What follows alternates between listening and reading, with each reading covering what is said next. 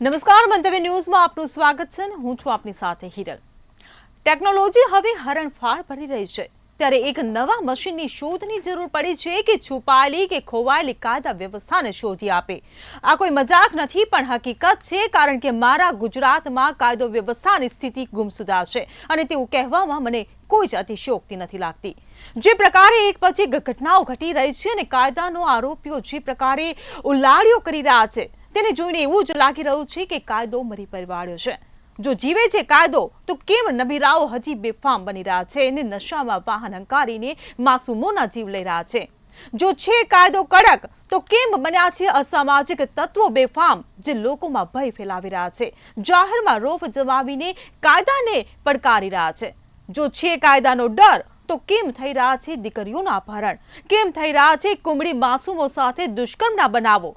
જો થઈ રહી છે કાયદાની અમલવારી, તો કેમ ઉઠી રહ્યા છે કાયદા વ્યવસ્થા પર આ સવાલો? અસામાજિક તત્વો, નરાધમો અને નબીરાઓ ખુલ્લેઆમ પડકાર ફેંકી રહ્યા છે અને પોલીસ બિફોર આફ્ટરમાં વ્યસ્ત થઈને સંતોષ માની રહી છે. અને શું કામ આરોપીઓ બેફામ ન બને? પોલીસ પણ ખુદ જાહેરમાં સરભરા કરીને કયા કાયદાનું પાન કરાવી રહી છે, તે પણ એક સવાલ ઉભો થયો છે.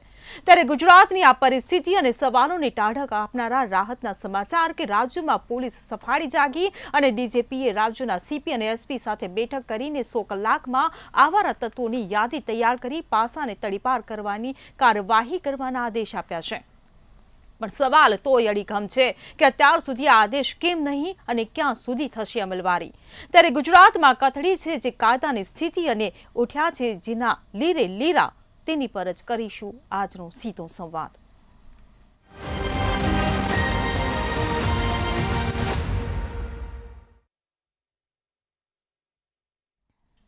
તો ચર્ચામાં આપણી સાથે જોડાઈ ગયા છે મંતવ્ય ન્યૂઝના એસોસિએટ એડિટર પ્રફુલ્લ ત્રિવેદી, ભાજપમાંથી શૈલેષ પરમાર આપણી સાથે જોડાયા છે અને કોંગ્રેસમાંથી મુકેશ પંચાલ જોડાયા છે. આ સાથે જ અંબાલાલ ચૌહાણ આપણી સાથે જોડાયા છે કે જેઓ એક નિવૃત્ત આઈપીએસ છે. આપ તમામ મહાનુભાવોનું મંતવ્ય ન્યૂઝમાં સ્વાગત છે. પ્રફુલ્લભાઈ, મારો પહેલો સવાલ તમને કે રાજ્યમાં હોળી ધૂળેટીના પર્વ નિમિત્તે જે ગુનાહિત પ્રવૃત્તિઓ સામે આવી, એક પછી એક જે ઘટનાઓ સામે આવી અને ગુજરાતમાં જે વાતાવરણ જે બગડ્યું છે, ગુનાહિત વાતાવરણ જે હવે જોવા મળી રહ્યું છે, તેને લઈને આપ શું કહેશો? હિરલ, એક તરફ હોળી અને ધૂળેટીનો રંગનો ઉત્સવ જ્યારે આખું ગુજરાત ઉજવતું હતું, ત્યારે બીજી તરફ કાયદો અને વ્યવસ્થાના લીરે લીરા ઉડે એવી ઘટનાઓ રાજ્યની અંદર સતત બનતી રહી હતી. આપણે આ જે ઘટનાઓનું જો તમે એનાલિસિસ કરો તો આપણને એમ શરમથી માથું ઝૂકી જાય છે. આપણને એમ થાય છે કે આપણે કઈ રીતે કહેશું કે સલામત ગુજરાત, આપણે કઈ રીતે કહેશું કે સુરક્ષિત ગુજરાત, આપણે કઈ રીતે કહેશું કે શિક્ષિત ગુજરાત, આપણે કઈ રીતે કહેશું કે સમૃદ્ધ ગુજરાત? આ એક બહુ મોટો પ્રશ્ન છે. ભાજપની ટર્મિનોલોજીમાં તો એક મોડેલ સ્ટેટ છે અને આખી જે ઘટનાઓ બની છે એક પછી એક, એ જોતા લાગે છે કે નશાખોરી કરી અને ડ્રાઇવિંગ કરનારાઓમાં કોઈ ભય નથી. 6 વર્ષની બાળકીને ઉઠાવી જઈને એના પર દુષ્કર્મ કરનારાઓનામાં કોઈ ભય નથી કે જાહેરમાં આખા રોડનો કબજો લઈ અને ત્યાંથી નીકળતા વાહનોના ઉપર હુમલા કરનારાઓને કોઈ કાયદાનો ભય નથી. એવું એક વાતાવરણ ઊભું થઈ છે. આપણે આ 2 કે 3 દિવસ કે છેલ્લા 5 દિવસ દરમિયાન જે ઘટનાઓ બનીને એનો આછેરો ઉલ્લેખ કરીએ ને, તો સૌથી મોટી ઘટના બની વડોદરામાં કે જે રક્ષિત ચોરસિયા અને એનો મિત્ર હતો પ્રાંશુ ચૌહાણ, એ બંને ડ્રગ્સ લીધેલું હતું, બેફામ કાર ચલાવી વડોદરાની અંદર 8ને ઉડાવ્યા, જેમાંથી એક મહિલાનું કરુણ મૃત્યુ થયું, બાકીના સારવાર હેઠળ છે. વસ્ત્રાલની વાત કરો, અમદાવાદના પૂર્વ વિસ્તારની, કે ત્યાં 2 જે ગેંગ છે પંકજ ભાવસાર અને સંગ્રામની, એ વચ્ચે જૂની અદાવતમાં આખો રોડ બાંધમાં લઈ લીધો. એક ગેંગ બીજી ગેંગની શોધમાં નીકળી, હાથમાં ના આવી તો ત્યાંથી નીકળતા વાહનો ઉપર એમણે હુમલાઓ કર્યા, ત્યાંથી નીકળતા લોકોને ગાળાગાળી કરી, જે હાથમાં પડ્યા એને માર્યા પણ ખરા. આ તો કેવી જંગલ રાજ જેવી પરિસ્થિતિ આખી ઊભી કરી. જોકે પોલીસે આજે એમને પકડી પણ લીધા છે અને એમાંના જે 7 જણાના ગેરકાયદેસર બાંધકામોમાં જ્યાં એ રહેતા હતા એ પણ તોડી નાખ્યા છે અને એમના કુટુંબીજનોએ તોડવા ગયા ત્યારે વિરોધ કર્યો તો એમની પણ અટકાયત કરી છે. એટલે જાહેરમાં એ લોકોને માર્યા પણ છે અને કુકડા ચાલ જે શૈલેષભાઈનો પ્રિય શબ્દ છે એ કુકડા ચાલ પણ ચલાવી છે. હવે પછીની ઘટના કહીએ તો દહેગામ નરોડા રોડ ઉપર એક સોનરડા ગામનો દિશાંત પટેલ હતો, એ નશાની હાલતમાં એણે કાર બેફામ ચલાવી.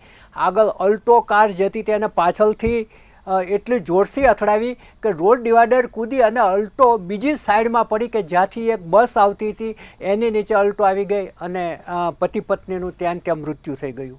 સુરતમાં ફૂટપાથ ઉપર છૂટેલી 6 વર્ષની બાળકીને કોઈ ઉઠાવી ગયું, દુષ્કર્મ કરીને લોહી લુહાણ હાલતમાં ત્યાં પાછું મૂકી ગયું.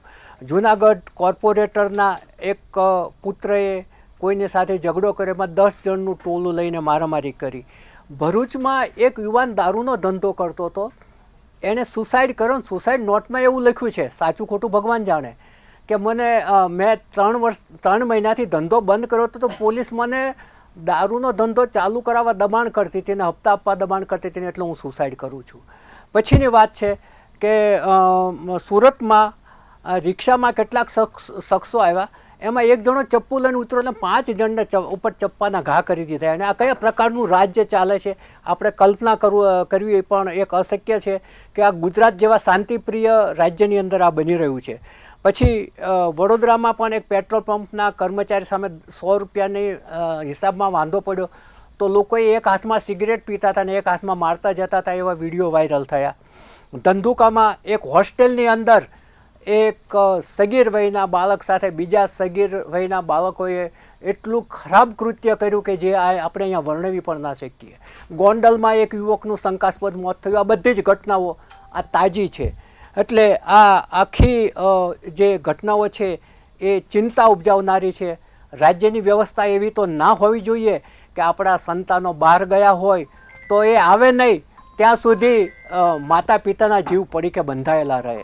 હવે રાહત આપણે લઈ શકીએ, આપણે એક કંઈક શાંતિનો એક દમ લઈ શકીએ કે એક કંઈ આશાનું નવું કિરણ જોઈ શકીએ તો એમાં છે કે આજે રાજ્યના પોલીસ વડા વિકાસ સહાયે તમામ કમિશનરો, રેન્જ આઈજી, અધિક્ષક એ બધા સાથે ચર્ચા કરી છે અને એમને એવી સૂચના આપી છે કે 100 કલાકની અંદર તમારા તમામ પોલીસ સ્ટેશન વિસ્તારમાં રહેતા અસામાજિક તત્વો અને ગુંડાઓની યાદી તૈયાર કરો.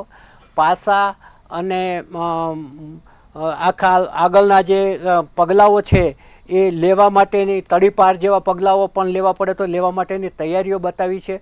અને એમાં એમણે તમામ જે ગુનાઓ આચરવામાં આવે છે, ખંડણીખોર આવે છે, નાણાકીય કોઈ હોય છે, કોઈની મિલકત પચાવી લીધેલી હોય છે, આ તમામ જે ગુનાઓ બને છે, ધમકીઓ, ધાક ધમકીનું વાતાવરણ પેદા કરતા હોય છે, જાહેરમાં રોડ ઉપર આ રીતે આતંક ફેલાવતા હોય છે, આ તમામની યાદી તૈયાર કરો અને પગલાં લેવાની તૈયારી કરો એવી કડક સૂચના આપી છે. પરંતુ આપણે ચોક્કસપણે ઈચ્છીએ કે શેઠની શિખામણ ઝાંપા સુધી ના હોય.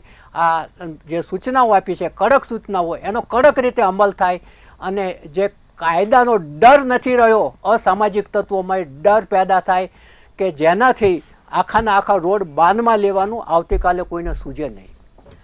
જી બિલકુલ. શૈલેષભાઈ, હું તમને પૂછવા માંગીશ કે ભાજપની ટર્મિનોલોજીમાં ગુજરાત એ મોડલ સ્ટેટ રહ્યું છે, ત્યારે સવાલ ઊભો થાય કે આવું હોય મોડલ સ્ટેટ, પેલા બદનામી થાય, જીવ જાય કોઈના અને પછી પોલીસ હરકતમાં આવે? પ્રથમ તો મંતવ્ય ન્યૂઝને અભિનંદન આપું છું કે જે પ્રશ્ન અત્યારે કરંટ છે એની જે ડિબેટ રાખી છે ને, કાયદો વ્યવસ્થાની સ્થિતિ ગુજરાતમાં કેવી છે એ બાબતે ડિબેટ રાખી છે. એક વાત. બીજું, સોશિયલ મીડિયામાં એક રીલ વાયરલ થાય, કોઈ ફરિયાદ પણ ના કરે અને પોલીસની કામગીરી થાય, એ માટે અભિનંદન આપવા જોઈએ પોલીસ વડા વિકાસ સહાય અને એમની ટીમને કે એમણે કાર્યવાહી કરી છે. એક જે રીલ વાયરલ થઈ અને કાર્યવાહી કરી છે, એક વાત. બીજી વાત, જે વસ્ત્રાલમાં બનાવ બન્યો અને બનાવ જ્યારે બન્યો હતો ત્યારે હું મારા ઘરે હતો તો મારા મમ્મી અને બધા કહેવા મળ્યા કે જુઓ તો ખરા કેવો આતંક ફેલાવે છે. ત્યારે આપણે જોઈએ તો પણ આપણને ત્રાસ થઈ જાય એ પ્રકારનો ઝઘડો, એ પ્રકારનો આતંકવાદી પ્રવૃત્તિ, એ પ્રકારના માફિયા બધા નીકળી પડ્યા હતા.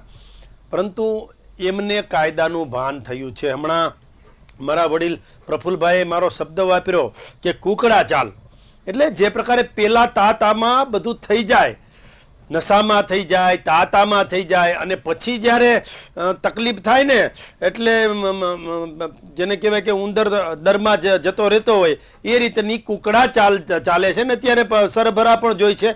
એ સરભરામાં મારે પડવું નથી, પરંતુ સરકારના ગૃહ વિભાગે એ પણ જાહેરાત કરી છે કે હવે પછી 100 કલાકની અંદર તમામ રાજ્યના, તમામ જિલ્લાના, આપણા રાજ્યના તમામ જિલ્લાના પોલીસ વડા અને પોલીસ કમિશનરને તાકીદ કરી છે કે ક્યાંય પણ છેલ્લા દિવસોમાં માનો કે વારંવાર શરીર સંબંધી ગુના કર્યા હોય, ખંડણી ઉઘરાવી હોય, મિલકત વિરુદ્ધના ગુના કર્યા હોય, મિલકત પચાવી પાડવાના ગુના કર્યા હોય, પ્રોહિબિશન એટલે કે દારૂ અને જુગારના ગુનાઓમાં વારંવાર આવી ગયેલા હોય, કે ખનીજ માફિયામાં આવી ગયેલા હોય, કે જનતાને ભય અને ત્રાસ થતો હોય એવી પ્રવૃત્તિમાં આવી ગયા હોય, તેની લિસ્ટ બનાવવાનું છે. લિસ્ટ બનાવી અને એના બેંક એકાઉન્ટ છે એની ચકાસણી કરવાની છે કે એના ખાતામાં ક્યારે કેટલા પૈસા કેવી રીતે આવ્યા, કોણે નાખ્યા, કયા પ્રકારના પૈસા ને કયા પ્રકારની રકમ એના ખાતામાં આવી છે. ગેરકાયદે બાંધકામ અને સરકારી જમીન જો એને પચાવી પાડી હોય તો એ સરકારી જમીન અને ગેરકાયદેસર બાંધકામ કરેલું હોય તો એની પણ વિગત મગાવી છે, અને ગેરકાયદેસર વીજ કનેક્શન લીધું હોય તો એની પણ વિગત મગાવી છે. જામીન પર છૂટા હોય કોઈ ગુનેગાર અને પાછો ગુનો કર્યો હોય તો એની પણ નોંધ કરી અને એની પણ ચકાસણી કરવાની છે. અને આવા લોકોને પાસા હેઠળ અને તડીપાર જેવા અસરકારક જે આપણા કાયદાઓ છે એનાથી એને નવાજવાના છે. એક વાત, વસ્ત્રાલમાં જે બનાવ બન્યો એ દુઃખદ અને ધૃણાસ્પદ બનાવ હતો. એ ગુજરાત રાજ્ય ડેવલપ રાજ્ય છે, અને એવા ડેવલપ રાજ્યમાં શાંતિ, સલામતી અને સુખાકારી અને બહેનો માટેની જે સલામતી છે, સુરક્ષા છે, એ જળવાઈ રહે એ માટે આજે જે પોલીસ વિભાગે અને વિકાસ સહાયજીની સૂચનાથી કામગીરી કરી છે અને એ સ્થાનિક પોલીસ તંત્રએ પણ કામગીરી કરી છે, એને અભિનંદન છે. એમાં આરોપીને સરભરા કરી, આરોપીને જે પ્રકારની કામગીરી કરવાની હોય, કુકડા ચાલ ચલાવવાની હોય એ ચલાવી, સાથે સાથે બીજા પગલાઓ પણ લીધા છે. એમાં પગલાઓ લેવામાં એનું જે ગેરકાયદેસર બાંધકામ કર્યું છે એ બાંધકામ પણ તોડી પાડેલ છે. એમાં આરોપી તરીકે બોબી અશોકસિંહ જે છે રાજપૂત, એની પણ ધરપકડ કરી છે. એના પણ બાંધકામ જે છે તોડી પડાયા છે. રોહિત સોનવણે એનું, અને મયુર મરાઠી, રાજવીરસિંહ બિહોલા અને અલ્કેશ યાદવ એમના બાંધકામ તોડી પડાયા છે. અને આસિમ મકવાણા અને વિકાસ પરિહાર એની પણ ધરપકડ કરી છે. ને હજુ પણ જેટલા બાકી છે તમામની ધરપકડ કરવાની છે. આ ગાંધીનું ગુજરાત છે, આ સરદારનું ગુજરાત છે, અને આ મોદીનું ગુજરાત છે. આમાં તો કાયદામાં રહેશો તો ફાયદામાં રહેશો. જી શૈલેષભાઈ, મુકેશભાઈ તમને પૂછવા માંગીશ કે ડ્રગ્સ અને દારૂના કેસ, ડ્રિંક એન્ડ ડ્રાઈવના કેસ, હિટ એન્ડ રનની ઘટનાઓ, અપહરણ, છેડતી અને દુષ્કર્મની ઘટનાઓ, દિવસે ને દિવસે જે ગુનાખોરી વધી રહી છે અને ગુજરાતમાં જે આ ભયનું એક વાતાવરણ ઊભું થયું છે, શું કહેશો? અહીંયા જે ચર્ચા થઈ રહી છે અત્યારે આજે, એ પ્રમાણે મને એવું લાગે છે કે આ ગુજરાતમાં આ જે ઘટનાઓ અઠવાડિયામાં જે વધારે દેખાય છે ને એનાથી જ ગુજરાત અને અમદાવાદ ને બીજા શહેરો પ્રભાવિત થયા છે. બાકી પહેલાં બહુ શાંતિ હતી. અઠવાડિયા પહેલાં એવી એ પ્રકારની ચર્ચા છે કે વિકાસ સહાયજીએ બધા આદેશ આપી દીધા, કડક સૂચના આપી દીધી, તડીપાર કરવાના અને પાસા કરવાના હુકમો આપી દીધા. બહુ સારું કહેવાય, પોલીસ ગુજરાતની જાગૃત થઈ ગઈ. એમને ખૂબ ખૂબ અભિનંદન કે જે અઠવાડિયામાં જ ક્રાઇમ વધી ગયો છે. બાકી તો 30 વર્ષથી સમૂહસૂત્રું ચાલે છે અને એ લોકો જાગી ગયા છે. હવે વાસ્તવિકતાનું ખરેખર જો આપણે વાત કરીએ તો બે કાન પકડીને સરકારે કબૂલવા જેવી વાત છે કે આ ગુજરાત જે હતું એ ગુજરાત નથી રહ્યું. આ બે કાન પકડીને કબૂલવા જેવી વાત છે.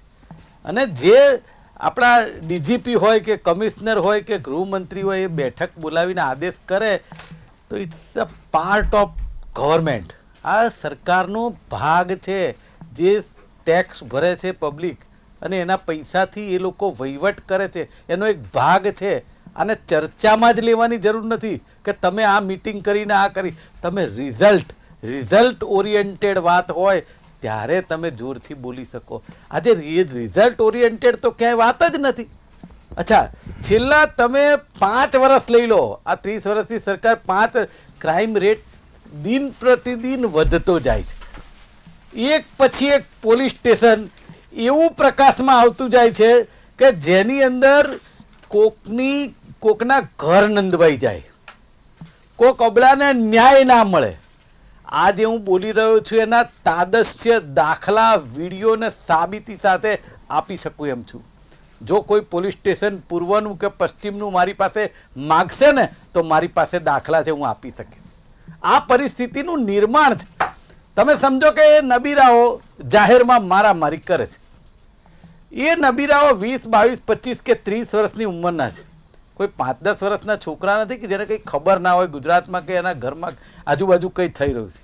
પણ એને એક વસ્તુ ખબર છે, એ 5-7 જણમાં ભલે નશો કરેલા હોય કે જે કોઈ હોય, કે મારો ક્યાંક ને ક્યાંક છેડો સરકારમાં અડેલો છે ને મને કંઈ પ્રોબ્લેમ નહીં થાય. આ એક માનસિકતા અને આ એક નિડરતા આ એને બેફામ બનાવે છે કે જે આપણી પ્રજા છે ને એ ડરે છે જેનાથી. આજે તમે વિચાર કરો કે ગુજરાતની અંદર એક એવું હતું કે દીકરી જાય ને તો એને ઘરે પૂછવામાં ના આવે કે કઈ જગ્યાએ જાય છે, ક્યારે આવી. આજે ડર રહે છે મા બાપને. એ ગુજરાત નહોતું સાહેબ. આજે દીકરી નહીં, દીકરો કે દીકરી કે સામૂહિક રીતે કોઈ પિક્ચર જોવા જાય ને તો કે ભાઈ સાચવીને ઘેર પાછા આવતા રહેજો, કોઈની જોડે માથાકૂટ ના કરતા. આ પ્રકારની સલાહ આપવામાં આવે છે. કેમ આપવામાં આવે છે? કે ક્યારે કયા વિસ્તારમાં કયા નબીરા કોને હેરાન કરશે એની કોઈ ગેરંટી નથી, એનો કોઈ કાબુ નથી. અત્યારે એ દેખાઈ રહ્યો છે. તમે જુઓ કે આ છેલ્લા તહેવારો હતા એના જે આખા જ્યારે વર્તુળની અંદર એટલા બધા બનાવ બની ગયા કે મને એમ થાય કે આપણે હોળી ધૂળેટીનો તહેવાર છે કે આ એક જાતનો ગુંડાગીરીનો કે લુખ્ખાગીરીનો તહેવાર છે એ ખબર ના પડે આપણને. એટલી બધી પરાકાષ્ઠા કહેવાય. અને વાત રહી કે ભાઈ એક્સિડન્ટ કર્યો તો નશો કરેલો હતો, એણે આતંક મચાવ્યો તો નશો કરેલો હતો. તો પછી એ નશો થાય છે ક્યાં, કેવી રીતે થાય? હું એમ કહું છું કે ગુજરાતની પોલીસ કે ગુજરાત પોલીસના તંત્રના અધિકારીઓ કે મંત્રીઓ જો આ વાત ઉપર ગંભીર હોય, એમણે મિટિંગ કરી આદેશ આપી દે બધું સાચું, પણ સાહેબ મૂળ જુઓ ને કે નશો ક્યાંથી થાય છે, નશો ક્યાંથી આવે છે. દારૂબંધીના દાવા પોકળ સાબિત થાય છે, એની અંદર ભ્રષ્ટ વહીવટ સાબિત થાય છે. તો પછી તમે ક્યાંથી આને નાથી શકવાના છો? કારણ કે નશો કરેલો માણસ કંઈ પણ કરી શકે એ માનસિકતા એની બદલાઈ જાય છે. તો પછી મૂળ તો ત્યાં છે, એ મૂળ કોઈને જોવું નથી અને એ મૂળની અંદર કોઈને જોવાનો પેલો ટાઈમ પણ નથી. તો વાત છે ને એવી છે કે દરવાજા ખુલ્લા છે અને આપણે ખાડે ડૂચા મારીએ છીએ. એ અત્યારે અહીંયા ફલિત થાય છે. એટલા માટે સરકારે ખરેખર ગંભીરતાથી, જો મહિલાઓની વાત કરતી સરકાર હોય, જો શિક્ષણની વાત કરતી સરકાર હોય, જો આરોગ્યની વાત કરતી સરકાર હોય અને જો ગુજરાત મોડલની વાત કરતી સરકાર હોય તો હવે જાગી જવાની જરૂર છે. એક વાત નિશ્ચિત છે કે એ લોકો, હું કહું છું વિરોધ પક્ષ તરીકે હું બોલું, નિષ્ણાત તરીકે કોઈ પણ બોલે કે એન્કર કે મીડિયા બોલે, અમને પ્રજા મત આપે છે ને, જે કંઈ થાય છે તે ગુજરાતમાં અમને પ્રજા મત આપે છે ને, એટલે આ એક પણ સવાલ ગુજરાતની જનતા ઉપર અને વિરોધ પક્ષ ઉપર છે. પણ અલ્ટિમેટલી દુઃખી કોણ થાય છે? ગુજરાતની પ્રજા. એટલે કહેવાનો મતલબ એવો છે કે પ્રજાએ પણ વિચારવાની જરૂર છે અને પોતાની રીતે સતર્કતા દાખવાની જરૂર છે. આજ જો એવા બનાવો જે બની રહ્યા છે, આવનારો સમય એવો આવશે કે માણસ જે રીતે અત્યારે સાદાઈથી બહાર જતો હતો ને એ કંઈક હથિયાર લઈને જતો થઈ જશે, લાકડી લઈને જતો થઈ જશે કે મારે પ્રોટેક્શન રૂપે તો કંઈક જોઈએ ને, મને કોઈ ગમે ત્યારે ગમે તે મારી દે. ગઈકાલે જ હજી થલતેજમાં જાયડસ રોડ ઉપર એક બેનના હાથમાંથી વીંટી ખેંચીને જતો રહ્યો માણસ. હવે સીસીટીવી તપાસવાની વાત, કોઈ સીસીટીવી કશું તપાસવાનું નથી. કારણ કે જેટલા સીસીટીવી અમદાવાદમાં છે, આજે હું ને પ્રફુલભાઈ તપાસ કરવા નીકળીએ ને તો અડધા બંધ હશે. એટલે આ માત્ર ને માત્ર હું કહું છું વહીવટ નથી કરતા, કામ નથી કરતા, સરકાર કામ નથી કરતી, અધિકારી કામ નથી કરતા, એવું કોઈનું કહેવું છે જ નહીં. કારણ કે સરકાર જે બની છે તો એને કામ કરવા માટે બની છે, એને કરવાનું જ છે, અધિકારીને કામ કરવાનું. પણ જે પૂરી નિષ્ઠાથી, પ્રમાણિકતાથી કે કાલે એ દીકરો મારો પણ હશે, કાલે દીકરી મારી પણ હશે, કાલે પરિવાર મારું પણ હશે, આ વાત જી, કોઈને મુકેશભાઈ. દેખાતી નથી. જી બિલકુલ અંબાલાલભાઈ, હું તમને પૂછવા માંગીશ કે રાજ્યમાં નરાધમો, નબીરાઓ અને અસામાજિક તત્વો જે પ્રકારે બેફામ બની રહ્યા છે અને એમનામાં જાણે પોલીસનો કોઈ પણ જાતનો ભય જ ના રહ્યો હોય તે પ્રકારનું જે એક વાતાવરણ ઊભું થઈ રહ્યું છે, આ વાતાવરણ કેમ ઊભું થઈ રહ્યું છે? આપે જે વાત કરી અને પ્રફુલભાઈએ શરૂઆતમાં જે આખું વર્ણન આપ્યું, પ્રફુલભાઈનું વર્ણન જોતાં એમ લાગે છે કે આપણે કોઈ ગુંડાનો ઇતિહાસ, ગુંડાગીરીનો ઇતિહાસ વાંચતા હોઈએ અથવા એનું જે સાંપ્રત જ્ઞાન છે એ મેળવતા હોઈએ એવું લાગ્યું. કારણ કે કોઈ પણ ખૂણો ગુજરાતનો કોઈ પણ બાકી રહ્યો નથી. અને છેક હમણાં જે ઉલ્લેખ કર્યો પંચાલજીએ કે થલતેજ સુધીની વાત આવી ગઈ છે અને એના પહેલાં પણ આપણે અમદાવાદમાં પણ ઘણા ખરાબ ગુનાઓ બનતા જોયા છે. અને જ્યાં સુધી ગુજરાત રાજ્યનો સવાલ છે તો જે પોલીસના વડા વિકાસ સહાય સાહેબ કહેવાય તે બહુ ઇફેક્ટિવ ઓફિસર છે, બહુ ઓનેસ્ટ ઓફિસર છે. પણ અત્યારે એમણે યાદી બનાવવા માટે જે સૂચનાઓ જે કરી છે it is too little too late. ખરેખર તો આવી યાદીઓ પોલીસ સ્ટેશનમાં હોવી જ જોઈએ અને મારું માનવું છે કે હશે જ. કદાચ બીજા નવા ઉમેરાયા હોય અને એ રહી ગયા હોય અથવા એમના નામ હજુ અંદર ના આવ્યા હોય એ જુદી વાત છે. પણ કહેવાનો મતલબ એ છે કે પોલીસે, અને મુકેશભાઈએ પણ એ કહ્યું કે પોલીસે પણ ઇફેક્ટિવલી કામ કરવું જોઈએ. કોઈ પણ તમે સરકાર ચૂંટો તો એ ઇફેક્ટિવલી દરેક રીતે, માત્ર લો એન્ડ ઓર્ડર પૂરતી જ વાત નથી પણ જે સ્વાસ્થ્ય આરોગ્ય પણ એ જુદી વાત છે. અત્યારે આપણે આની કાયદો અને વ્યવસ્થાની વાત કરી રહ્યા છીએ. મને કન્ફ્યુશિયસ એટલે એક ચીનના મહાન ફિલોસોફર છે, એમનું એક વાક્ય યાદ આવે છે કે તમારે જો જે ગામમાં રહેવું હોય એ ગામમાં સૌથી પહેલાં તમારે તપાસ કરવી જોઈએ કે એનો કાયદો અને વ્યવસ્થા કેવી છે. કાયદો અને વ્યવસ્થા જો ઓલરાઈટ હશે તો તમે શાંતિથી રહી શકશો, તમારું કામ કરી શકશો અને તમારો વિકાસ થઈ શકશે. પણ અત્યારે જે રીતે આ બનાવો જે બની રહ્યા છે તેમાં આપે કહ્યું એમ એ વાત સાથે હું લગભગ સહમત જ છું કે લોકોને કાયદો અને વ્યવસ્થાના જે પલાવનારા જે છે અને પોલીસ જે છે એ પોલીસનો ડર રહ્યો નથી, એ એક હકીકત છે.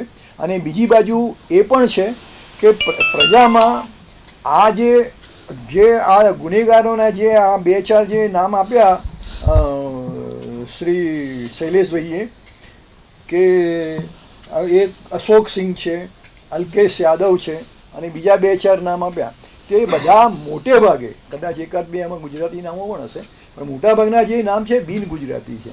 એટલે એવું લાગે છે કે ગુજરાતમાં બિન ગુજરાતી પ્રજા જે આવે છે બધા ખરાબ છે એવું કહેવાનો મતલબ નથી, પણ એ લોકોમાં આવા તત્વોનું પ્રમાણ વધારે છે એવું જણાઈ આવે છે. એટલે પોલીસે જે કોઈ યાદી બનાવે અથવા જે કોઈ બીજી એના ઉપર પગલાં લે એ વખતે આ વસ્તુ પણ ધ્યાનમાં રાખવા જેવી છે. અને ત્રીજી વાત એ છે કે જે આ એમની સામે જે પગલાં લે છે તો પોલીસે પણ બેફામ બનીને મારઝૂડ કરવી અથવા કુકડા ચાલનો એક અર્થ એવો પણ થાય છે કે પોલીસ મારે પછી એની ચાલ જે આરોપીની હોય છે એ કુકડા ચાલ થતી હોય છે, એટલે એ પણ એનો અર્થ થાય છે. એટલે એવું વત્તા જે ખાલી બુલડોઝર જ ફેરવી દેવું એ પણ without any authority, without any due procedure of law એ પ્રમાણે થવું જોઈએ નહીં. કારણ કે એ પ્રમાણે જો થશે તો ઘણી વખતે ખોટા પણ ગુના નોંધાશે, ખોટા પણ કેસો થશે અને ખોટા વિટનેસીસ પણ આવશે અને સામેવાળાને કઈ રીતે નુકસાન કરવું એવું પણ એ થશે અને છેલ્લે કોર્ટમાંથી એ ફટકાર પણ મળશે અને એ ગુનાઓમાં એ નિર્દોષ પણ છૂટી જશે. એટલે કહેવાનો મતલબ એ છે કે સમાજ તરીકે આપણે જાગૃત થવાની જરૂર છે. હું અવારનવાર કહું છું કે ગુજરાતમાં પ્રોહિબિશન છે, દારૂબંધી છે, એક દુનિયાની સૌથી મોટી મજાક છે. એ બધા જ લગભગ સ્વીકારે છે, કદાચ જાહેરમાં ન સ્વીકારે તો ખાનગીમાં પણ એ સ્વીકારશે, એક વાત છે. અને બીજું, છેલ્લે જ્યારે મુદ્રામાં મોટું 2000 કરોડ જેટલું જે ડ્રગ્સ પકડાયું એના પછી ગુજરાતમાં ડ્રગ્સનું પ્રમાણ પણ એટલું વધી ગયું છે અને એ ડ્રગ્સના કારણે પણ લોકો હવામાં, તમારું મગજ છે, અમુક ડ્રગ્સ એવી પણ હોય છે તમારું મગજ હવામાં જ વહેતું હોય અને તમને જુદી જુદી જાતના ક્રાઇમ કરવાનું સૂચે કે પેલા માણસે કાલે મારી સામે આમ કહ્યું હતું, હું આજે જઈને એનું મર્ડર કરી નાખું. એટલે આ જે પ્રકારનું જે છે ડ્રગ્સની જે હેરાફેરી છે એના ઉપર પણ ચાંપતી નજર રાખવી જોઈએ. અને ત્રીજી અગત્યની ખાસ જે વાત છે એ પોલીસ પેટ્રોલિંગ હોવું જોઈએ. વત્તા જે લોકો આવા તત્વો જે છે અસામાજિક તત્વો, દાદાગીરી કરતા તત્વો, એમની સામે પાસા પ્રિવેન્શન ઓફ પાસા જે છે પ્રિવેન્શન ઓફ એન્ટી સોશિયલ એલિમેન્ટ્સનું જે કાયદો છે, એક્ટ જે છે એના પ્રમાણે પગલાં લઈ અને તડીપાર પણ લોકોને કરવા જોઈએ, જેથી એ પોતાના જિલ્લામાં અને આજુબાજુના જિલ્લાઓમાં એ પ્રવેશી શકે નહીં અને એની પણ મોટી અસર થતી હોય છે. અને સાથે સાથે આ યુએપીએ મેં કહ્યું એમ અને જાહેરનામાનો અમલ, જાહેરનામા હોય જ છે કે કોઈએ આ જાતની પ્રવૃત્તિ કરવી નહીં, કોઈએ અહીંયા શસ્ત્રો સાથે ભેગા થવું નહીં, અનલોફુલ એસેમ્બલી કરવી નહીં. એટલે એમાં પણ પોલીસ પગલાં લઈ શકે છે અને એમને પણ અંદર પૂરી શકે છે. અને જ્યારે પોલીસ કેસની વાત આવે છે ત્યારે મોટા મોટા ગુનેગારો પણ એ ગભરાઈ અને જગ્યાઓ એ છોડી દેતા હોય છે અને પોતાના એટલા ગેરહાજરી દરમિયાન એ વિસ્તારમાં એટલી શાંતિ રહેતી હોય છે. અને છેલ્લે વાત કરીએ તો પોલીસમાં નાનામાં નાના કર્મચારીથી માંડી અને મોટામાં મોટા પોલીસ કમિશનર અને ડીજીપી લેવલના લોકો અને છેલ્લે જે રાજકીય સત્તાધારી જે છે એ લોકોએ પણ બહુ સિરિયસ બનવાની જરૂર છે. પ્રજામાં પણ જે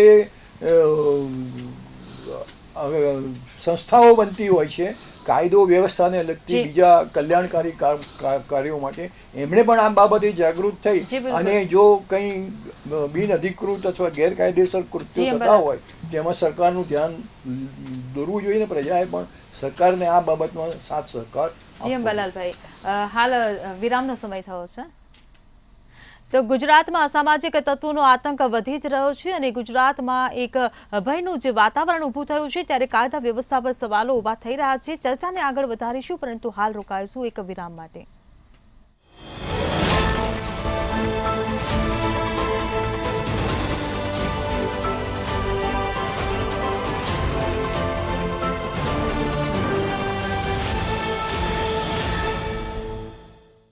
યસ, આ છે આપણું શહેર, સ્વચ્છ અને સુંદર, જ્યાં સફાઈ મિત્રો ઘર આંગણે આવી door to door waste collect કરે છે અને અમે ભીનો તથા સૂકો કચરો જુદો કરીને જ આપીએ છીએ અને અપનાવીએ છીએ રીયુઝ, રિડ્યુસ અને રિસાયકલનો મંત્ર. ડિજિટલ મેપ પર અમને મળે છે પબ્લિક ટોયલેટ અને એ પણ ખૂબ જ સ્વચ્છ અને સુંદર. બસ તો પછી sbmurban.org/feedback પર ફીડબેક આપી સ્વચ્છતાનો સ્કોર વધારી આપણા શહેરને सर्वेक्षण में नंबर 1 बनाविए. ये सेलिब्रेशन वाली हैप्पीनेस तो हेल्थ से ही मिलती है, इसलिए तिरुपति ऑयल्स के विटामिन्स एंड न्यूट्रिएंट्स आपके खाने को रखें हेल्दी और आपको happy. Tirupati edible oils, healthy वाली हैप्पीनेस. ખેડૂત કલ્યાણનો સંકલ્પ. રાજ્યમાં કૃષિના વિકાસ માટે ખર્ચ કરવામાં આવશે ₹22,000 કરોડથી વધુ. માનનીય વડાપ્રધાન શ્રી નરેન્દ્રભાઈ મોદીના વિઝનને સાકાર કરવા અને માનનીય મુખ્યમંત્રી શ્રી ભૂપેન્દ્રભાઈ પટેલના નિર્ણાયક નેતૃત્વમાં ગુજરાત આપી રહ્યું છે કૃષિ વિકાસને નવી દિશા. ખેડૂતો ટ્રેક્ટર જેવા યંત્રોથી ખેતી કરે એ સંકલ્પને સિદ્ધ કરવા ખર્ચવામાં આવશે ₹800 કરોડ. ₹550 કરોડથી વધુના ખર્ચે ખેડૂતોને આપવામાં આવશે આધુનિક ઓજારોની ખરીદી માટે સહાય. વધુમાં વધુ ખેડૂતો પ્રાકૃતિક ખેતી તરફ વળે એવા આશય સાથે ખર્ચવામાં આવશે ₹300 કરોડથી વધુ. વિકસિત કૃષિ, વિકસિત ખેડૂતોના દ્રઢ નિશ્ચય સાથે આ છે વિઝન વિકસિત ગુજરાતનું, મિશન જન કલ્યાણનું.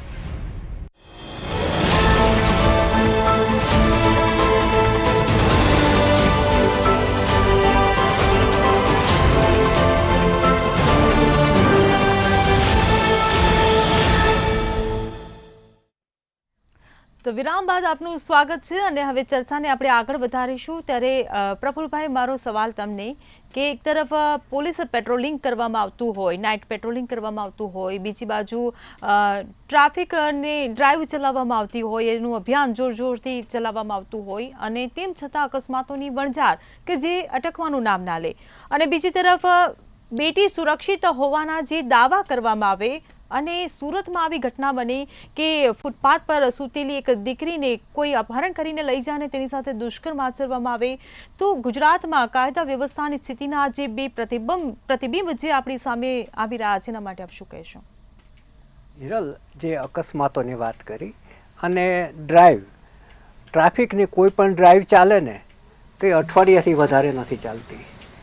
જે કામ છે પોલીસે 24/7 કરવાનું છે એ કરતા જ નથી, અને એટલા માટે જ ડીજીપી સાહેબે આવી મિટિંગ બોલાવવી પડે છે ને આવી સૂચના આપવી પડે છે. આવી સૂચના શા માટે આપવી પડે? આ તો એમનું રોજનું કામ છે ભાઈ, પરંતુ આપવી પડે છે કારણ કે એ કામ જે છે એ પણ નથી કરતા. આનો અર્થ એ થાય. બીજું કે આને જાહેરમાં મારીને એમને જે કુકડા ચાલ ચલાવે છે, શું કામ થાય છે ખ્યાલ છે? એટલા માટે કે લોકોની અંદર પારાવાર રોષ પેદા થયો હોય છે આવા દ્રશ્યોથી. એ રોષને ઠંડો પાડવા માટે એમને આ પગલું લેવું પડતું હોય છે કે ભાઈ આ છે, જો તમને કાલે બીજાને માર્યા ને, અમે આજે એમને મારીએ છીએ એટલે તમારો રોષ ઠંડો પડે. તમે જુઓ કે કાલે જે રક્ષિતે વડોદરાની અંદર ડ્રાઈવ કરી અને 8 જણને ઉડાડ્યા. હવે આ જે એનું રિકન્સ્ટ્રક્શન કરવા ગયા ને ત્યારે લોકો એવું કહેતા હતા કે ભાઈ તમે નહીં, અમને સોંપી દો, અમે એનો હિસાબ કરી લઈશું. આનો અર્થ એ કે એમના કાયદામાં વિશ્વાસ નથી, પોલીસમાં વિશ્વાસ નથી. શા માટે એમ કહે છે કે અમને આપો, અમે હિસાબ કરી લઈશું? એક બહેન કેમેરા ઉપર એવું બોલ્યા કે આવા કેસો તો થોડા દિવસ ચાલે છે અને પછી એમના ઉપર દબાણ આવે એટલે ઠંડુ પાણી રડાઈ જાય છે ને પછી કેસ ક્યાં ગુમ થઈ ગયો ખબર પડતી નથી. આ મારા શબ્દો નથી, એ જે બહેન કેમેરા પર બોલ્યા એના શબ્દો છે. એટલે એમને કેટલો કાયદા ઉપર અવિશ્વાસ આવી ગયો છે એનું એમાંય પ્રતિબિંબ પડે છે એના શબ્દોમાં. હવે એણે તો જે રક્ષિત છે એ એને કોઈ ડ્રગ્સ લીધેલું હતું. હવે એને એ જે રેપિડ ટેસ્ટ કર્યો એમાં સાબિત પણ થઈ ગયું કે બંને જે મિત્રો હતા એમને ડ્રગ્સ લીધેલું હતું. કારણ કે એ જ્યારે કારમાંથી ઉતરી અને જે હીરોગીરી કરે છે ને એમાં પણ એમાં તમને ગંધ આવે છે કે આને કોઈ નશો કરેલો છે. હવે નશો કરે છે તો એ ડ્રગ્સ આવે છે ક્યાંથી?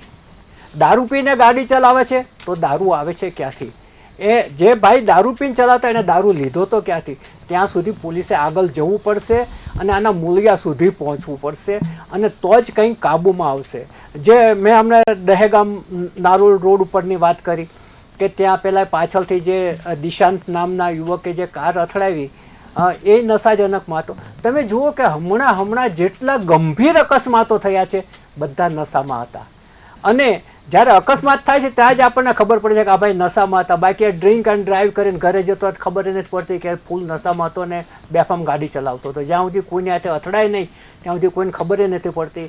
કારણ કે આપણે જે ડ્રાઈવ ચલાવી છે કેવી ડ્રાઈવ હોય છે, એ જે ડ્રાઈવ ચલાવે છે ત્યાં ખરેખર સામાન્ય માણસોને હેરાન કરવા માટે ચલાવતા હોય ને એવી રીતે ચલાવે છે.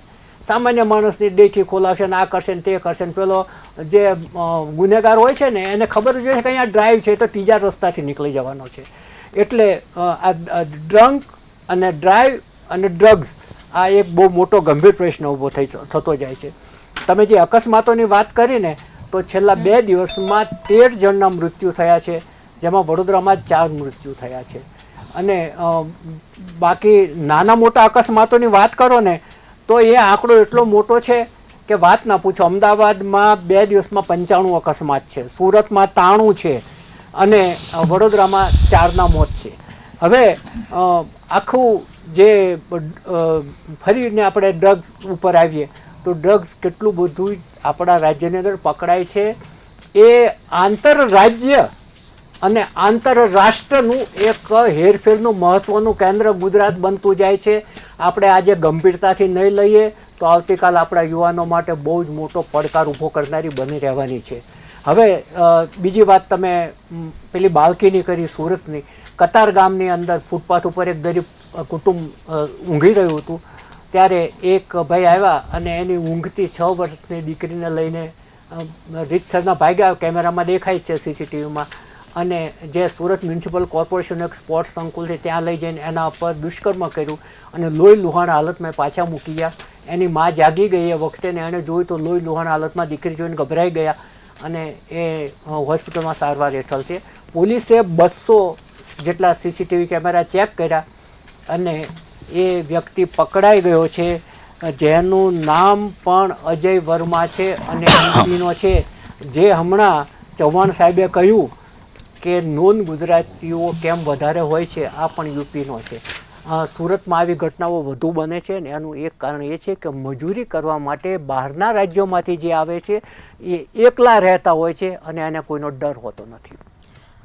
જી બિલકુલ. શૈલેષભાઈ, હું તમને પૂછવા માંગીશ કે પોલીસ અસામાજિક તત્વોની હવે યાદી બનાવવાનું જે શરૂ કરી રહી છે ત્યારે સવાલ ઊભો થાય કે અત્યાર સુધી આ યાદી નહોતી, અત્યાર સુધી કેમ આ કડક વલણ અપનાવવામાં ન આવ્યું? કોઈ ઘટનાઓ ઘટીની રાહ જોવામાં આવી રહી હતી? હું પ્રફુલ્લભાઈ ત્રિવેદી અને અંબાલાલભાઈ ચૌહાણ છે એમની વાત સાથે સહમત છું કે આ યાદી બનેલી જ હોય છે અને પોલીસ પાસે તમામની યાદી હોય જ છે, પણ એમ છતાં પણ ક્યાંય થોડા સમય પહેલાં કોઈએ ગુનો કર્યો છે અથવા તો કોઈ રહી ન જાય એટલા માટે યાદીને ફરીથી બનાવી અને આખા ક્રાઇટેરિયા આપ્યા છે અને એ ક્રાઇટેરિયા પ્રમાણે યાદી બનાવવાની. શૈલેષભાઈ, પોલીસની કામગીરીને ક્યારેક સલામ કરવાનું ચોક્કસ મન થાય છે. એમના કોઈ અધિકારીનો કૂતરો ખોવાયો હોય ને તો 24 કલાકમાં ગોતી આવે છે, પણ આ ડ્રગ્સવાન દારૂવાળા કેમ નથી હાથમાં આવતા? ના, ડ્રગ્સવાળા દારૂવાળા પણ હાથમાં આવે જ છે. ગુજરાત એકમાત્ર એવું રાજ્ય છે કે જ્યાં 1600 કિલોમીટરનો દરિયાકાંઠો છે, ત્યાંથી સમગ્ર દેશમાં ડ્રગ્સ ન જાય એટલા માટે કરોડો રૂપિયાનું ડ્રગ્સ મુંદ્રા, સલાયા, પોરબંદર કે જામનગરથી પકડ્યું છે. એ આ જ પોલીસ છે, એ આ જ એસઓજી છે. એટલે અમારી ક્યાંય ભૂલ હશે, મિસ્ટેક હશે, ખામી હશે એ અમે સ્વીકારીએ છીએ, પરંતુ અંબાલાલભાઈએ પણ હમણાં કીધું કે રાજ્ય પોલીસ વડા વિકાસ સહાય છે એ પારદર્શક કામ કરી રહ્યા છે, ખૂબ બાહોશ અધિકારી છે. એટલે હમણાં વાત કરતા હતા કે ભાઈ પોલીસનો ડર રહ્યો નથી, કાયદાનો ડર રહ્યો નથી, એવી વાતો કરતા હતા. પરંતુ હમણાં તમામ લોકોએ વાત કરી એ પ્રમાણે વાત કરવા જાવ તો મારા ભાઈબંધ અને કોંગ્રેસના વક્તા એમ બોલ્યા કે ઘરેથી મા બાપ એમ કે કોઈની સાથે માથાકૂટ કરતો નહીં, નહીતર તકલીફ થશે. હા, મને કોંગ્રેસના જે વક્તા જે છે મુકેશભાઈ પંચાલ, એની ઉપર આજે ગૌરવ થઈ ગયું કે એમણે કંઈક સાચી વાત રજૂ કરી કે પહેલા હતી ને તકલીફ એવું નથી. હવે જે છે એ મા બાપ છે ને પોતાના દીકરાને કહે છે કે બહાર જઈને માથાકૂટ નહીં કરતો. હવે અષાઢી બીજ પણ શાંતિથી નીકળે છે, હવે દાંડિયા રાસ કે નવરાત્રી પણ શાંતિથી ઉજવાય છે. એટલા માટે કે કાયદો ને વ્યવસ્થાની સ્થિતિ ખૂબ કડક છે, એટલે મા બાપ છોકરાને એમ કહે છે મુકેશભાઈ કે બહાર જઈને માથાકૂટ કરતો નહીં, નહીતર જો આ વિડીયો જોજે આમાં કુકડા ચાલ ચલાવે છે. એટલે કોંગ્રેસના વક્તાને હું અભિનંદન આપીશ કે સરકારની સારી વાતને સ્વીકારી અને સારી વાત. આપણે એ ન ભૂલવું જોઈએ કે નવરાત્રીમાં જ દુષ્કર્મની ઘટના બની હતી. હા, દુષ્કર્મની ઘટના બની હતી, એમાં પણ જે કાર્યવાહી કરી છે એ પણ કેવું જોઈએ કે ઘટના પછી કેવી ગૃહ વિભાગે કાર્યવાહી કરી છે. અમે આવા દુષ્કર્મો અટકાવવા માટે ત્યાં 181 જે અભિયાન છે એની પણ મહિલાઓ માટે અને બેન દીકરીઓ રાતના 2 વાગે નીકળે અને શાંતિ સલામતી અને સુખાકારીનું સર્જન થાય એવું વાતાવરણ અહીં ગુજરાતમાં છે. એટલા માટે જ બહારથી ઉદ્યોગો આવે છે. કાયદો વ્યવસ્થાની સ્થિતિ બગડે નહીં એટલા માટે અમે લેન્ડ ગ્રેબિંગ એક્ટ લાવ્યા. ગુંડા તત્વો જે છે એ ક્યાંય માથાભારે ન થઈ જાય અને ગુંડા તત્વો ક્યાંય માથું ન કાઢી જાય એટલા માટે અમે મેડિકલ માફિયા છે એને પણ જેલના સળિયાની પાછળ મૂક્યા છે. એ ભૂ માફિયા છે એને પણ જેલના સળિયાની પાછળ મૂક્યા છે. ડ્રગ્સ માફિયા હોય, દારૂ માફિયા હોય, જુગાર માફિયા હોય, સાયબર માફિયા હોય કે ગેંગ માફિયા હોય, આ તમામ લોકો જે છે એને જેલના સળિયાની પાછળ મૂકવા માટે, એ કર્ફ્યુ મુક્ત ગુજરાત બનાવવા માટે મક્કમ લો એન્ડ ઓર્ડર જે છે એ અમે કર્યું છે. અને સાથે સાથે હજારો જે CCTV કેમેરા છે એના કારણે ટ્રાફિક નિયમન તો થાય છે, પણ આવા ચોર અને ગુંડા તત્વો, ભૂ માફિયાઓને, જે મેડિકલ માફિયાઓને, ડ્રગ્સ ને દારૂ માફિયાઓ છે એને પકડવામાં પણ મદદ મળે છે. સાથે સાથે એની ઉપર હમણાં સાહેબે કીધું એમ પાસા હેઠળ કાર્યવાહી કરીએ છીએ અને પાસા હેઠળ કાર્યવાહીની સાથે સાથે એને તડીપાર જિલ્લા બાર અને રાજ્ય બાર પણ તડીપાર કરવાના હુકમો કર્યા છે. અને હજુ એમ કહેતા હતા હિટ એન્ડ રન થઈ જાય પછી એના ઉપર કાર્યવાહી નથી થતી. ના, જે હિટ એન્ડ રન કરેલું છે તથ્ય પટેલે. એ તથ્ય પટેલ હજુ જેલના સળિયાની પાછળ છે, એટલે એના ઉપર પણ કડકમાં કડક કાર્યવાહી કરવા માટે કડકમાં કડક કાયદાની કલમો લગાડી છે, આઈપીસીની કલમો લગાડી છે, એટલા માટે હજુ છૂટી નથી શકતા. પછી ન્યાયતંત્રનું કામ કરતો હોય છે, પરંતુ રોમિયો સ્કોર કલમો લગાડીએ છીએ, જેલના સળિયા પાછળ ધકેલીએ છીએ, પણ સવાલ એ ઉભો થઈ રહ્યો છે કે અસામાજિક જે તત્વો બેફામ બની રહ્યા છે તેમનામાં પોલીસનો ડર રહ્યો જ નથી. પોલીસનો ડર એના છે. કારણે વારે વારે આવી ઘટનાઓ ઘટે છે. એવા ઉદાહરણો ક્યારે બેસાડીશું કે આખું એટલા પિક્ચર માટે ક્લિયર સ્ટેટ થાય? મોનિટરિંગ સેલની પણ રચના કરી છે. એટલે દારૂ, જુગાર કે અસામાજિક તત્વોને નાથવા માટે સરકાર કટિબદ્ધ છે ને અમારી ફરજમાં પણ આવે છે.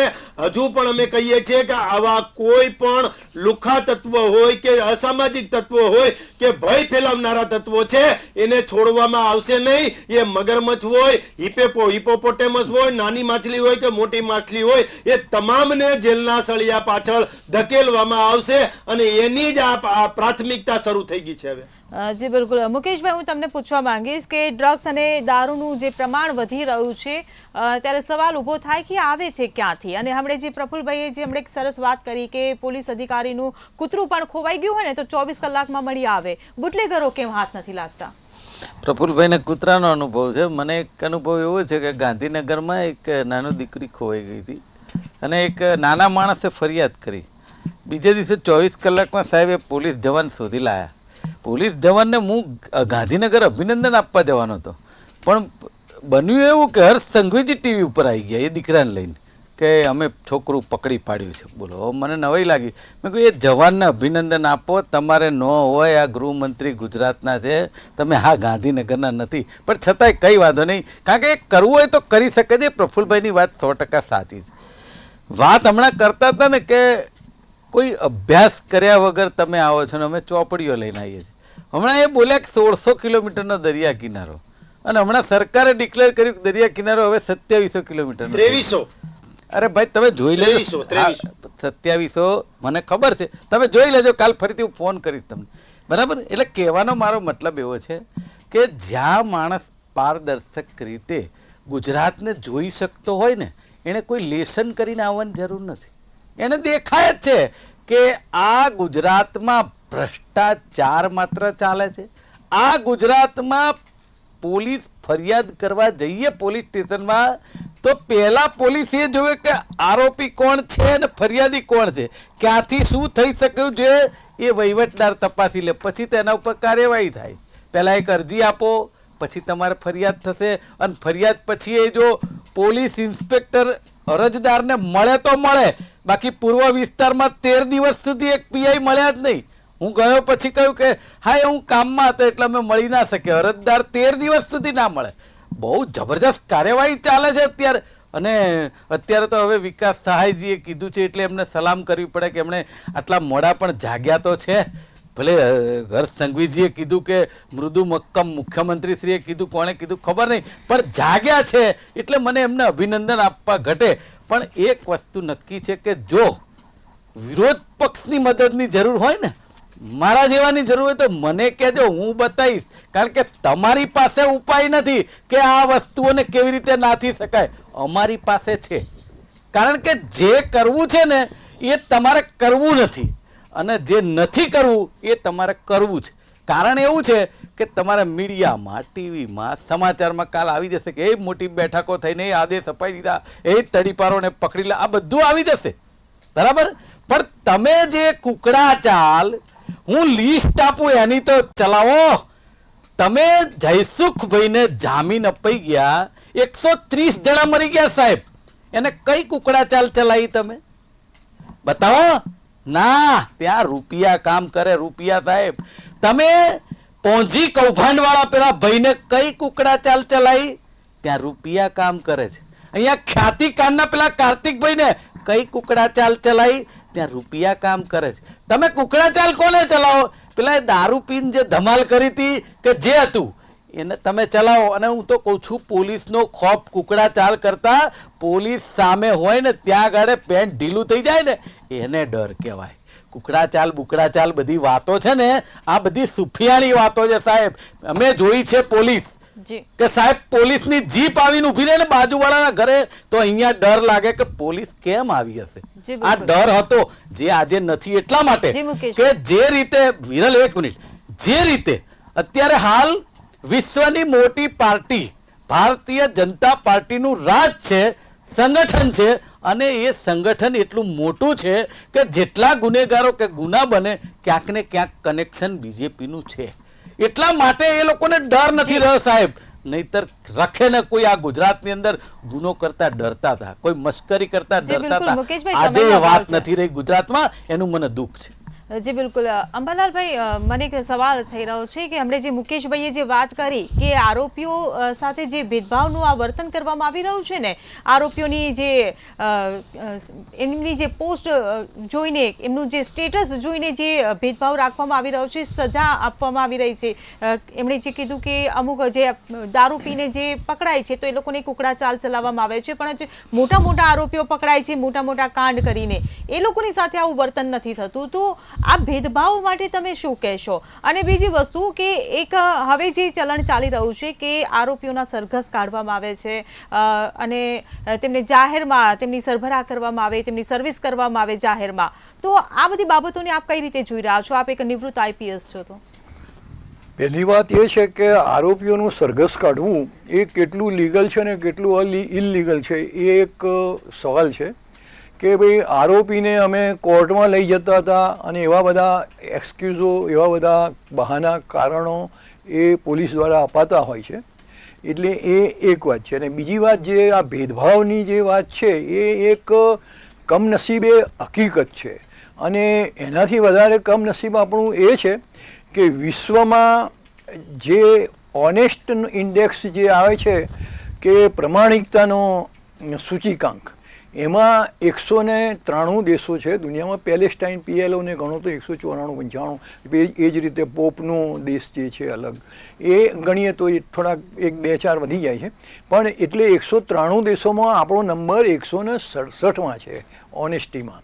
એટલે ઓવરઓલ પ્રજા તરીકે આપણે કેવા છીએ, કઈ રીતે છીએ, આ એનું પ્રતિબિંબ છે. કોઈ પણ જગ્યાએ આપણે પહેલા 10માં નથી, કોઈ પહેલા 20માં નથી, ઇવન આંકડો હમણાં આગળ ગયો. જી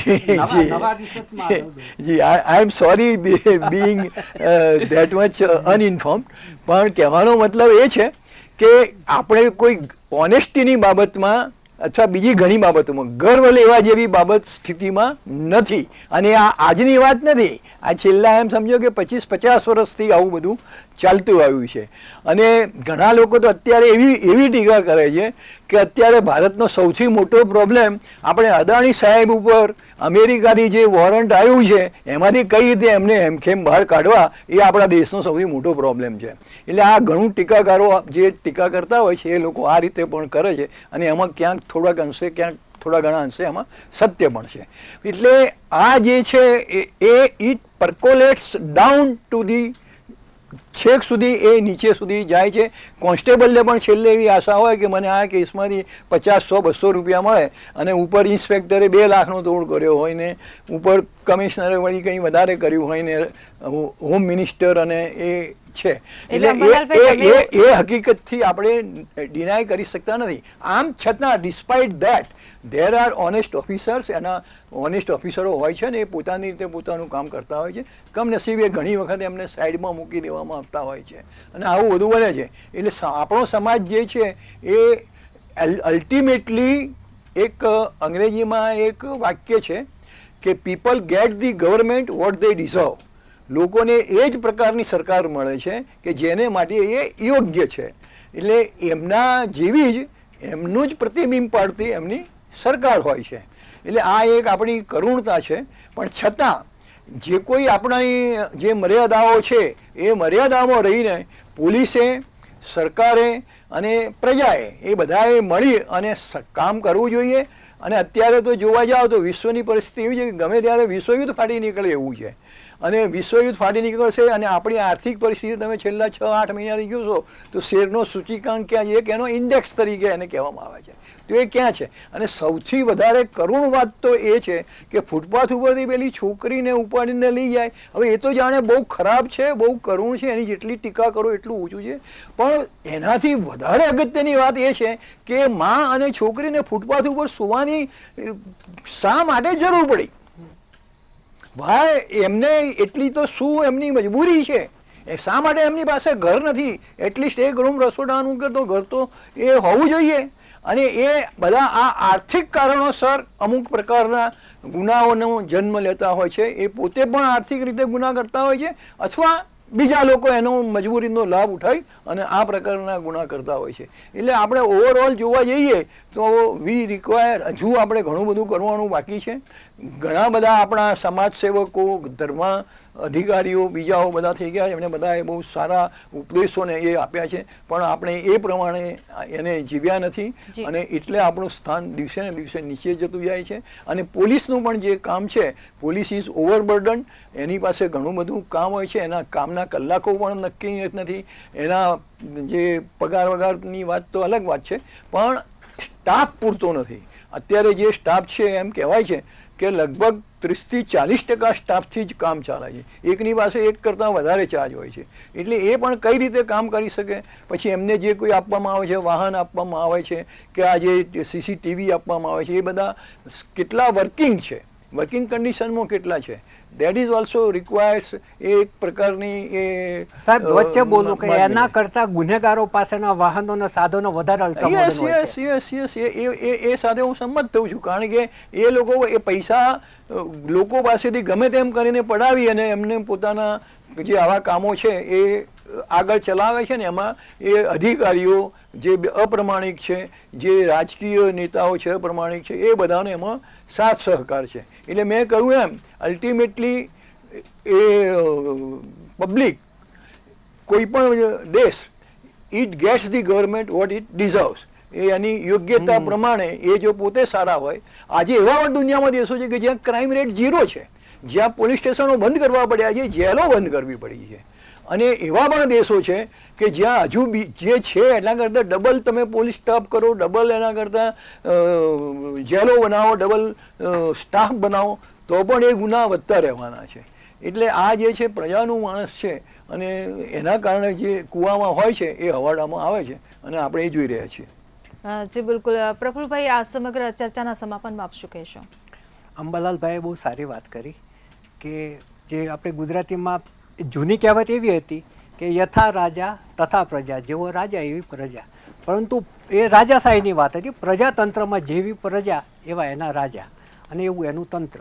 એ એમણે જે આપણા વિદેશી વિચારક કન્ફ્યુશનને જે કન્ફ્યુશનને તાકીને જે કહ્યું એ બહુ વેધક છે.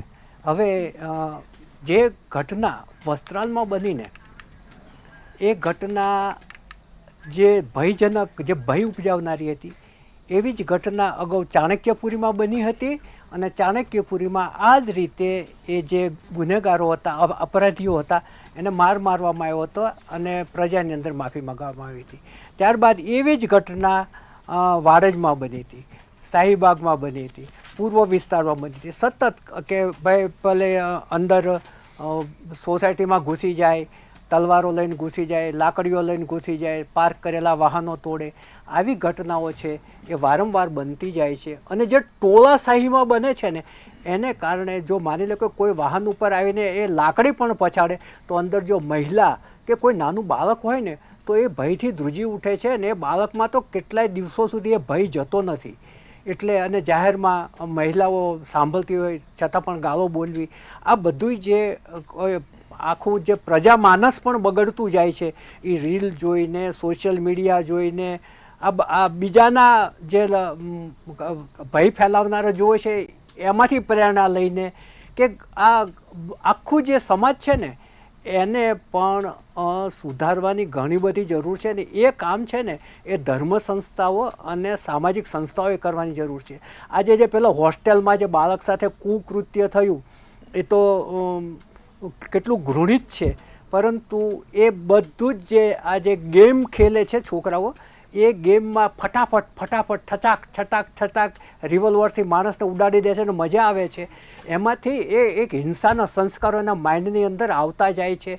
એટલે આખી સમાજ વ્યવસ્થાને પણ સુધારવાની જરૂરિયાત ઊભી થઈ હોય એવું આજના તબક્કે લાગી રહ્યું છે. જી બિલકુલ, આપ તમામ મહાનુભાવો અમારી સાથે ચર્ચામાં જોડાયા એ બદલ આપનો આભાર.